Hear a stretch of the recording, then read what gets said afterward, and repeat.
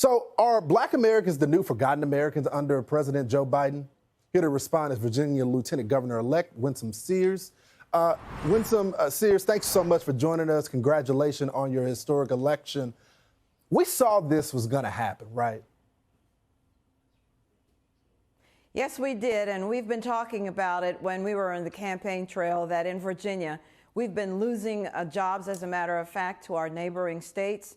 In fact, I just saw that, I think it was 2 weeks ago, that the Toyota plant is going to be going to North Carolina with all the jobs that come with it. Of course, about 3 or 4 months ago, Ford is going to be building a plant, a Ford F-150 pickup truck plant. It's a 6-mile-long plant they're going to be building in Tennessee, so Virginia lost that. But we're not going to be losing jobs anymore. We have a new administration coming in. We're going to get rid of certain business regulations that are keeping businesses from coming here. We're going to protect our right to work. In fact, we were about 1 vote away from losing that in the state, in the Senate. And so with the new administration, Glenn Youngkin's administration, we're going to be improving our job status here. You know, I just got to ask you, we had a whole presidential campaign, and it seemed like there was such a emphasis on tone and emotion. No one really took the time in the media to look at the numbers, and Black folks were doing well. I mean, even the brothers that I talk with in Harlem talk about how they were able to create their businesses and they got their LLCs aligned. That was an actual conversation about progress and Black America, but it seems like we're going back in time right now. Well, when you had governors deciding that certain businesses were essential and others weren't, mostly mom and pop suffered. And in the meantime, the big box stores stayed open. And then when you have, you've got to stay home with your child because the governors closed the schools. And yet it's interesting to me that private schools were able to figure out very quickly how to keep open while COVID was raging. And so the public schools were closed, but the private schools were open, and people had to stay home with the children. And so there we go. Businesses suffered. Policy is a darn thing. And if you're not careful, you can destroy a whole economy. And by the way, suddenly they figured out inflation does exist. It's not in our minds. Gas has gone up. Thank you very much. You closed the pipeline. Your first day in office, President Biden. And the food has gone up. We are paying more.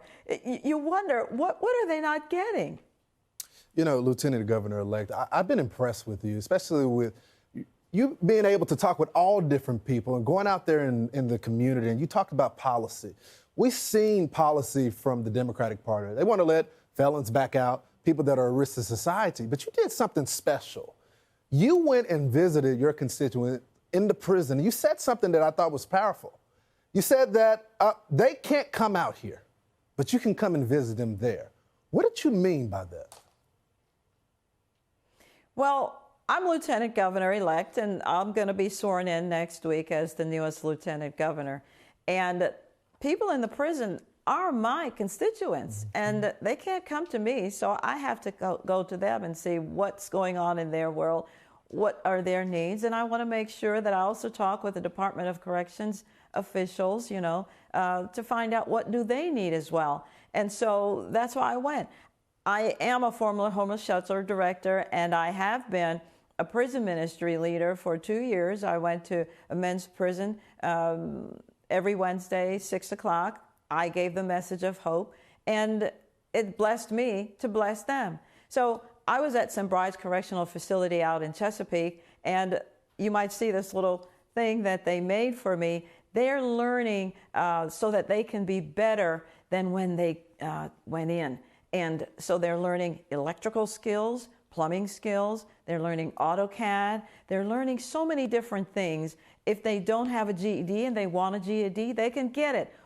We need to encourage more of this. Why? Because we don't want them to leave the same way that they came in. We want them to be productive members of society. We want them to be the mommies and daddies that their families need. We don't want to keep paying about $32,000 per inmate per year to house them. No, we've got to make sure that they're much better than when they went in. Virginia is a mess right now, but it looks like help is on the way. Lieutenant Governor-elect, thanks so much for joining me tonight.